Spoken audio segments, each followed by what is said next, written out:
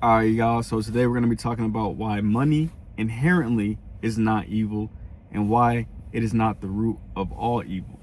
So I just got out of a hour-long conversation, maybe like 45-minute conversation with my friend, and he was telling me that he thinks that money is evil, or somehow he told me that money's evil or something like that. And I was like, no, no, no. I was like, money's not evil. And then he was telling me the quote that money is the root of all evil, which really the quote is the love of money. For the love of money is the root of all evil. And we got into this whole debate, and he even brought another guy that was trying to support his argument.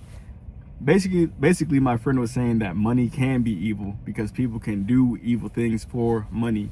Like people can steal from you, they can rob, they can do all kinds of immoral things to get money. But my point was that money is not evil. People are evil. People have the potential for greed. Money is just a tool. I gave several examples, but it felt like it was going in one ear and out the other. I gave an example that a hammer is a tool. A hammer could be used to build a house for a family, for them to flourish and live in their with their family for years, and they can have grandchildren, grow crops, have puppies and horses and babies and flowers and all sweet things. But a hammer can also be used to take a life. You can hit somebody over a head with a hammer, and it can also be used as a weapon. My point with the hammer was not that hammers can do this or that. The point is, it takes an action. It takes an action of a person to make something good or evil. And then I went a step further and even said that good and evil in and of themselves is a individual based thing. You know, like the guy, he gave an example, like say we're out in a desert and there was somebody thirsty. You know, you have to give that person water. Even then, you don't necessarily have to give that person water. I'm not saying it's right or wrong. I mean, morally, we would all feel bad. We would all want to give that person water. But say that person was an evil person. Do you give that person the water then? See, that's where people have a difference in opinion, because we all have an idea of what is good and bad. You know, there are certain things that we all agree upon in society that is right and wrong. But I'm not talking about that. My thing is that the object in and of itself is not evil. I don't call a car evil because, or good. I mean, a car can be evil or good, but I don't call a car evil because it hits a person. A person hit somebody with a car. You know what I'm saying? I don't attribute things like evil and good, and like those are human things. I attribute those to people. You know, like politics in and of itself is not evil, but people in politics happen to do a lot of heinous and evil things because it's all about power. People want power and energy. I said before, imagine if there was no money. If there was no money, then there would just be things like you need water to survive. That's why I brought up water. You need food, you need shelter. Even if there was no money, there would be these things that people value and care about. So they would still rob, cheat, steal, kill to get those things from you, from somebody. They want something that they don't have, and they're willing to get it by any means necessary. So the same thing with money. Money is a tool, it's a power. Sex is not evil, but it can be evil when people use it in the wrong way, when people take it, when people do it, and with certain people that they shouldn't be doing it with. And I'm not talking about orientation. I'm talking about other things that I'm not going to talk about on YouTube, but you understand what I'm trying to say. Sex is not bad in and of itself. People get married and they have sex. People have sex and have, babies. So in and of itself, that is not evil. It's the action. It's the intention. It's what are you doing this for? And is this hurting somebody else in the process? Like my friend, because the guy agreed with him, my friend, I feel like he didn't get the point of what money even is, which I'm going to get to the point of it in the next 2 minutes. He was basically saying that, oh, I want my $20. He pretended like he made a bet with me about the argument that we had, the debate that we were going on about, is money evil or not? And again, I think money can be evil in the wrong hands. Money can be good in the wrong hands. I was never arguing about that. I never said that money couldn't be evil. But he made a fake bet, talking about I need my $20. And then the guy with him was like, oh, you guys made a bet? Oh, I should get 10 then, because you were right. Because money is evil. It's a necessary evil.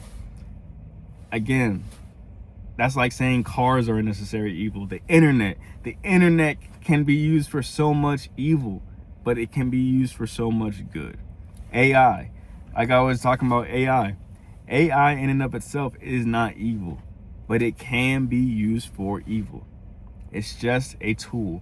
And people, we are imperfect, selfish, greedy creatures, and we can use these tools to harm ourselves and others. And that's just the fact of the matter of it is.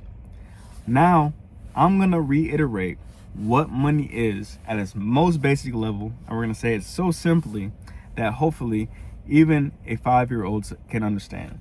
And I'm not insulting anybody's intelligence, not even 5-year-olds, but it's just that, they're less developed and they don't understand things as complicated as money and economics and stuff. Even people my age, and I didn't even understand it until recently. Money is a unit of measurement. It's a store of value, meaning that if you want an object, something physical or a service or something, you want something from somebody, you want something that you value from somebody, like say you want this phone, or say you want this drink, or say you want some food.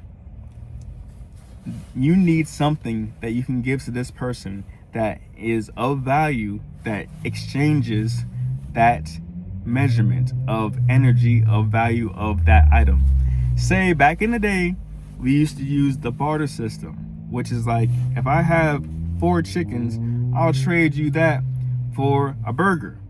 But it's like, if I don't want the burger, how are we gonna do business? How am I gonna trade my value for your services? Like, if I want the chickens but I don't have anything that you want, well, money is there.